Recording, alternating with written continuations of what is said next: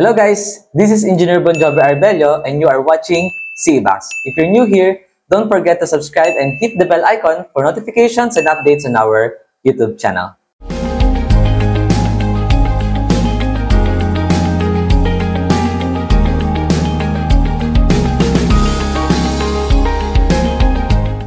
So this is our problem number 4, for reinforced concrete design, WSD, analysis of singly reinforced beam. Determine the moment capacity of the beam section if Fs is equivalent to 138 megapascal and F'C is equivalent to 21 megapascal. The modular ratio is equivalent to 9. So, kagaya lang din to ng ating problem number 3 na kung saan ang pinapahanap ay capacity. Okay? So, since capacity ang pinapahanap sa ating problem number 4, alam natin ngayon na yung ating concrete ay under na ng crack section.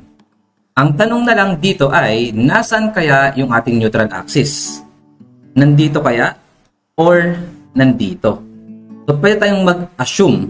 Then, based on our solution, makikita natin kung tama ba yung ating assumption or hindi. Pero kahit pa paano, dapat alam na rin natin kung saan nga ba talaga mag-undergo yung neutral axis. So, ulitin lang natin yung concept ng neutral axis. Diba, ang neutral axis natin is yung location na kung saan ang ating stress ay 0. So, ibig sabihin, yung neutral axis is yung point na kung saan, kumbaga, nanggaling sa tension fiber to compression fiber. Eh, syempre, crack section to at mag-i-start ang cracking sa baba kasi nandito yung ating bakal. Kaya alam natin na this is a positive bending, ang tension fiber ay nasa baba. So, dito mag-i-start yung cracking. So, kung hanggang saan yung ating tension fiber, hanggang doon lang din yung location ng ating neutral axis. So, sa tingin nyo, yung crack ba ay mag-i-start dito hanggang mapunta siya rito para yung ating neutral axis ay andito? Parang medyo malayo, hindi ba? So, bago siya magpunta rito, mauuna muna yung ating concrete or yung ating neutral axis ay nandito sa pagitan ng fiber na to at ng ating bakal. So, yun yung ating magiging first assumption. So, ang ating neutral axis ay andito. And, so, ngayon, gawa tayo ng stress diagram. Saka yung ating transformed crack section. So, ito yung ating neutral axis. Oops.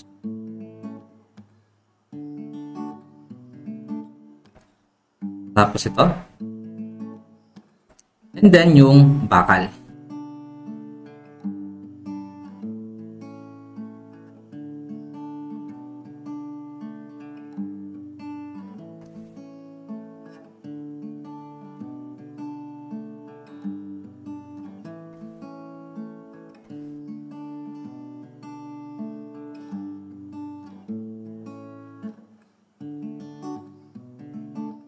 So, ito ang itsura ng ating transformed crack section. So, syempre, crack section to, kaya yung ating area sa bakal ay NAS. Then, ito yung location ng ating neutral axis, yung ating assumption.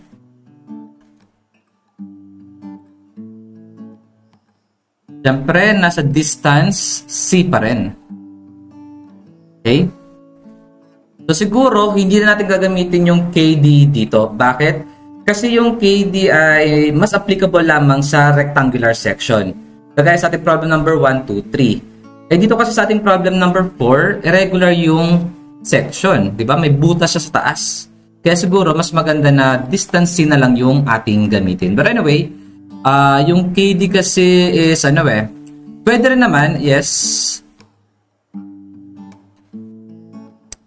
So, ang ating C is equivalent to KD. Pero, kahit hindi natin gamitin to.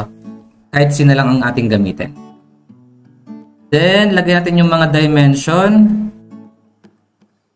This is 100. 100. So, 400 to. Ang nasa gitna ay 200. Yan. Okay, then ang gagawin natin dito is hahatiin natin yung compression fiber natin.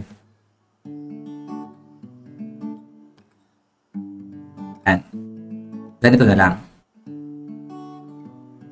And syempre, since it is cross section, para makuha yung ating location C, dapat tayong gumamit ng moment of area. So, ibig sabihin, M top is equivalent to M bottom.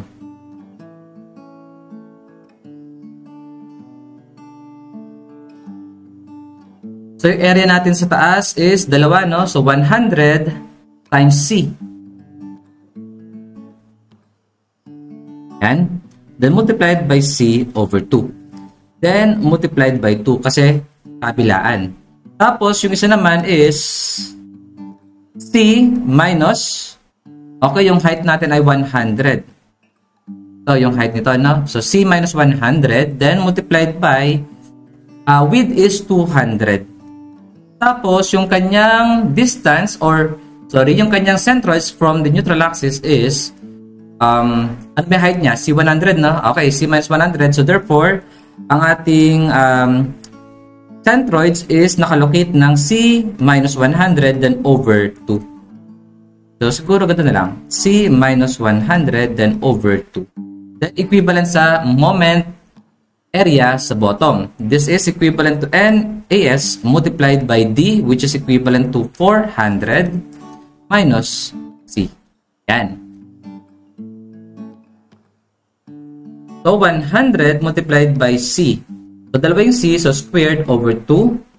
Then, multiplied by 2 plus C minus 100 multiplied by 200. So, dalawa yung, C minus 100. So, square na lang natin to. Yan, squared. Then, 200, then divided by 2. Then, equivalent to N, which is 9, multiplied by AS. Yes, di pa natin na-solve yung AS, no? 520. So, ang ating AS is equivalent to pi over 4 multiplied by 20 squared multiplied by 5. So, ilan ba to? Siguro, equals na natin to. So, 20 squared multiplied by 5 over 4. So, this is 1,000. Sorry, this is over. Yan. So, 500. 500 pi millimeter squared. So, balik tayo rito. And 9 multiplied by AS, 500 pi. Then, multiplied by 400 minus C. Take note ito, yung assumption natin ay dapat, ang makukuha natin is, okay, ang C dapat natin ay greater than sa 100, no? Greater than tayo ng 100, but less than 400. Ito dapat yung limit natin or yung yung dapat makuha nating sagot based on our assumption.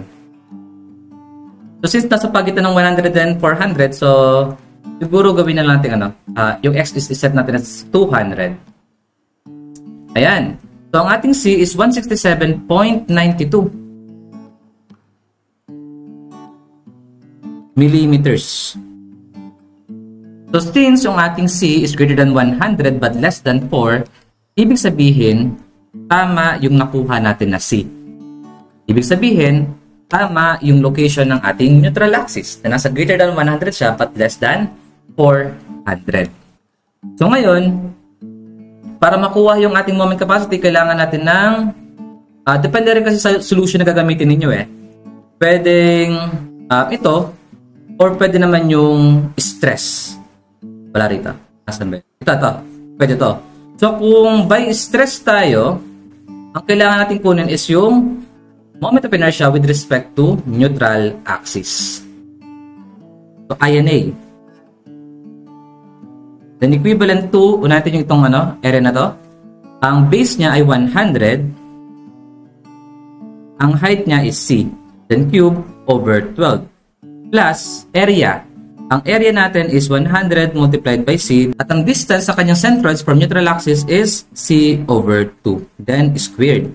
Tapos, syempre, i-multiply natin ito ng 2 kasi dalawa yung ating area. Okay, yung 100 times C.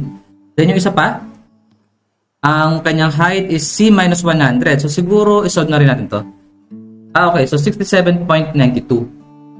Ang kanyang base is 200. Ang kanyang height is 67.92 cube over 12. Then area, 200 multiplied by 67.92. Ang kanyang distance from neutral axis ay 67.92 over 2. Then squared. Tapos, yung moment of inertia ng bakal, which is NAS, then multiplied by D minus C. So, 400 minus C na 167.92 squared. So, isolve natin yung ating moment of inertia with respect to neutral axis. So, this is 100x, then cube over 12 plus 100 multiplied by x, okay? Then multiplied by x over 2. So, ito, naka-square. Then, i-multiply natin sa 2 kasi dalawa yung area na to. Ayan. Then, plus, yung isang area na 200 ang base, ang height niya is 167.92 minus 100, that is 67.92. Then, cube over 12 plus area, 200 multiplied by 67.92 multiplied by, okay, yung distance is 67.92, okay, over 2. And this is in square. So, medyo bitin na yung, yung display ng ating calculator. Equal sign na natin, saka natin i-add yung sa NAS. So, N is 9, AS is 500 pi multiplied by 400 minus 167.92 squared. So, this is 1097.98.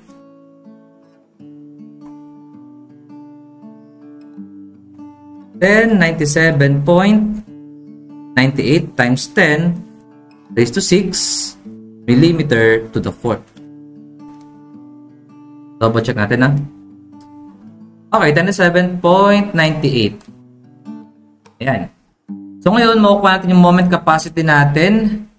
So dalawa yung ating moment capacity rito, no, na makukuha. Isa sa concrete, isa sa steel. So, concrete muna. So MC, ano nga bang stress natin? So, FC is equivalent to MC multiplied by C over INA. Yan. So, meron tayong FC, di ba? Kasi meron tayong FC prime dito. Kaya makukuha natin yung FC. So, FC is equivalent to 0.45 of F prime C. So, F prime C natin is 21. Then, times 0.45. Ang ating FC is 9.45. Megapascal. So, 9.45 megapascal multiplied by moment of inertia, 1097.98 times 10 raised to 6, then over C. Ang C natin is 167.92. Then, divide natin ng 1,000 squared. So, 61.79. So, therefore, ang ating MC is equivalent to 61.79 kilonewton. Next, doon naman sa bakal. Sa bakal, Fs over N is equivalent to Ms multiplied by, okay, D minus C over INA. So, what is our Ms? Fs natin is 138. Then over 9 multiplied by moment of inertia, 1097.98 times 10 raised to 6 over D minus C. Then, i-divide natin ng 1,000 squared para maging kilonewton meter. So, this is 72.54.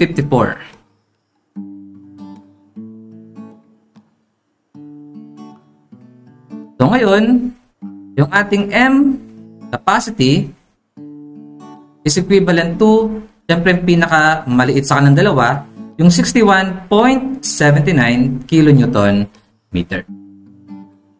So sir, paano naman yung isa pang solution nito? So meron pang isang solution to. Ang ginawa ko kasi is tatlong area eh. So medyo complicated, di ba? So pwede nyo gawin is ganito. Kunin nyo muna itong area na to. Yan. Saka nyo i-minus to. Yun yung solution sa ating reference book kay MJB Castro. So ito, mas madali to compare sa ginawa kong solution. But anyway, pinakita ko lang itong solution na to para kung sakaling hindi nyo maisip to at dito kayo nag-undergo, at least alam niyo yung step by step kung paano i-solve yung ating moment capacity. Meron pa tayong iba pang solution para ma-solve yung ating M capacity gamit yung asan yung equation na yun?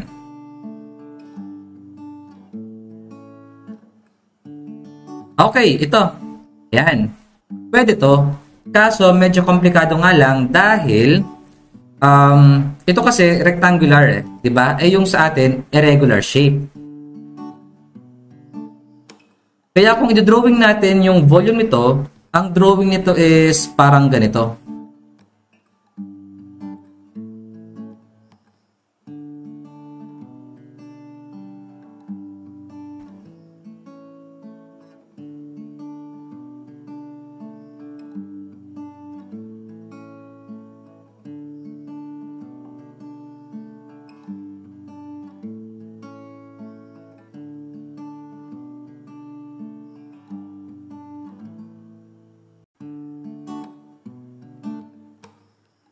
Ayan.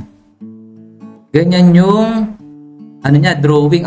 Yes, hindi pala to ganito. It dapat nakaslant pa pala. No, nakaganyan pala siya. So siguro baguhin natin. Kasi di ba papunta yun sa 0? Pag ganito siya eh. Ayan. Ito marito yung neutral axis natin. Pag ganito siya, so medyo komplikado talaga siyang tignan. So ang pwede natin gawin dito is hatiin pa rin natin to. No? Yan. So, meron tayo ditong force. Tapos, meron din tayong ditong force. Kaya kapag pinakita natin yung ating stress diagram, dito na drawing stress diagram nito, no? Anyway, same lang din naman ito sa section. Ito yung kanyang stress diagram kasi. Yan. Then, ito yung compressive force. So, magiging dalawa. Isa para doon sa 100 times T. Tapos isa naman para dito. Yan. Then, parehas na triangular yung ating area. Nagkataon lang na yung ating C1 is ito. Ito naman C2. Then, ito naman yung ating tensile force na manggagaling doon sa ating reinforcement bar. Yan. So, para makuha M capacity, this is equivalent to C1 multiplied by itong distance na to. So, let's say distance, A na lang. Yes, A. Ito naman, distance. Meron tayong B, no? Kasi base. Anyway, wala nang ginamit itong B. So, yan. So, this is distance A, this is distance B. So, solve natin yung distance A. Ang distance A natin is equivalent to 400 minus yung 1/3 ng height na C. Yan. Tapos, yung atin namang distance B is equivalent to, kasi ito, yung C2 natin is andito eh. Yan, nandyan siya. So, this is, ito kasi 100, di ba? 100 to. So, therefore, this is 300. Tama? Kung 300 to, then minus 1/3 of, 1/3 of 67.92. Yan. So, 300 minus 1/3 of 67.92. So, ito, C1 multiplied by A. Then, plus C2 multiplied by B. Kaya dapat, ito rin yung makukuha natin na sagot. So, itry natin. So, C1 is equivalent to 1/2 of FC. Okay? Then, multiplied by height. Yung area natin, no? So, 100 multiplied by C. Ano ba to? Okay, so, 1/2 of FC, then 100 times C. Okay, then multiplied by 2 pala. Yan. Ngayon naman, para sa C2. So, C2 is equivalent to 1/2 multiplied by FC. Tama, mali? Mali, no? Hindi natin pwedeng gamitin yung FC. Bakit? Kasi yung FC natin is ito. Ano ba yung magiging, kumbaga, pinakamalaking stress para sa C2? Diba dito? Yan. So, kailangan natin kunin yung kanyang stress sa point na yon. Dito. Yan. So, madali lang naman kunin yan by ratio and proportion. So, let's say this is, FC1, FC2 na lang. Ayan. Kung saan, ito naman FC1, ito FC2. Ayan. Tapos, yung ating FC1 is equivalent to our FC. Yung ating namang FC2 is mag-ratio proportion tayo. So, FC2 over yung, distance niya from neutral axis. This is 67, no? 67.92. Then equivalent to FC1 over C. So therefore, ang ating FC2 is equivalent to 67.92 multiplied by 9.45 over C. So this is 3.82 megapascal. Okay, then yung area. Ano bang area natin? 200 multiplied by 67.92. So, masolve natin yung ating C1 and C2. So, 1/2 of FC1, which is 9.45, multiplied by 100 times C, which is yung ating X. Then, multiplied by 2 kasi dalawang area. Then, i-divide natin ng 1,000 para maging kilo-newton. So, this is 158.68. Siguro, ang gawin natin para mabilis, i-store na lang natin sila sa A and B. So, store sa A. Then, this is 1/2 of 3.82 times 200 times 67.92. So, natin sa B. Dapat pala, divide natin ng 1,000. Ayan. Okay. Then, makukuha natin yung M capacity natin. C1 multiplied by 400 minus 1/3 of C. So, X. Then plus B multiplied by B, no? Ito, 300 then minus 1/3 of 67.90. Yeah. Then divide natin ng 1,000 para maging kilonewton meter. So 61.79.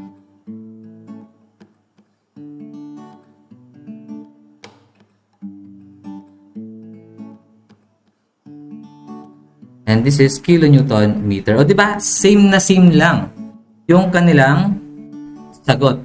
Ito man yung ating equation or gamit lamang yung ating simple bending stress. So sir, ang ginamit niyo po rito is para lang sa concrete. Paano naman po sa tension force? So yung ating MS is equivalent to T then multiplied by moment arm. Yun ang tanong, ano kaya yung moment arm natin para sa T? So kailangan makuha natin yung centroids ng ating C1 and C2. And tapos, pag nakuha natin yung centroids ng C1 and C2, ito na yung magiging moment arm ng ating, kumbaga, resultant ng ating C, tapos, yung ating tension force T. So, let's say, ito na lang ay distance D.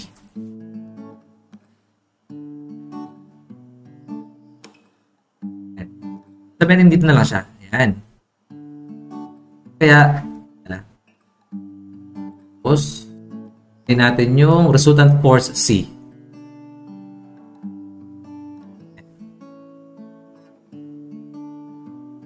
Pakihan natin. Then, this is force C. Kung saan ang ating C is equivalent to C1 plus C2. So, paano natin makukuha yung kanyang centroids? By using Varignon's theorem. So, let's say, this is our distance, pi bar. Yan. So, that is y bar.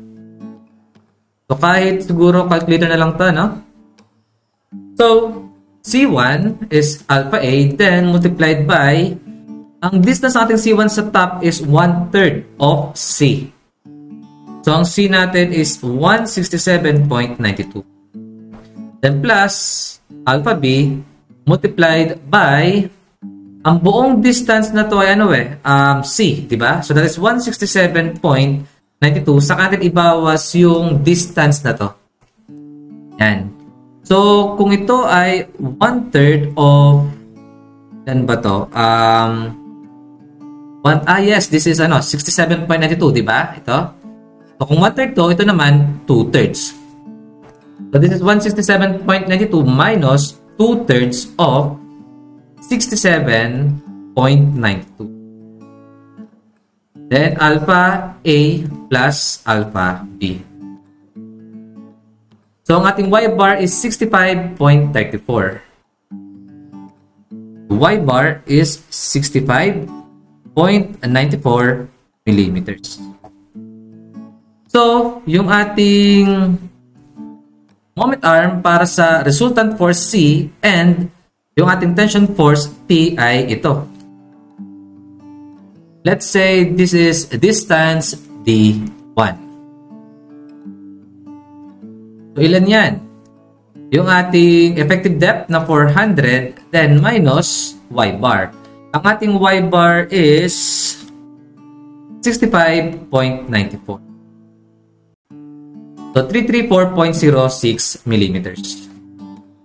So, D1 is 334 pala. 0.06 millimeters. So, pwede natin gamitin yung overall C. That is alpha A plus alpha B. Then, i-multiply natin ng D1 na 334.06. Saka natin i-divide ng 1,000 para maging kilonewton meter. Ang dapat na makuwang sagot dito ay 61.79. Ayan. So, nakuha natin ay 61.68. Diba? So, pwede na yan. Decimal lang naman yung kanyang discrepancy. So, ngayon, kunin natin yung MS natin. So, this is T multiplied by D1. So, ang ating MS is equivalent to, ang T is AS, which is equivalent to 500 pi multiplied by Fs, which is 138. Then, divide natin ng 1,000 para maging kilonewton. Multiplied by D1. Okay, sige, huwag natin i-divide ng 1,000. 500 pi multiplied by 138. Then multiplied by D1, which is equivalent to 334.06. Then divided by 1,000 squared. So this is 72.41.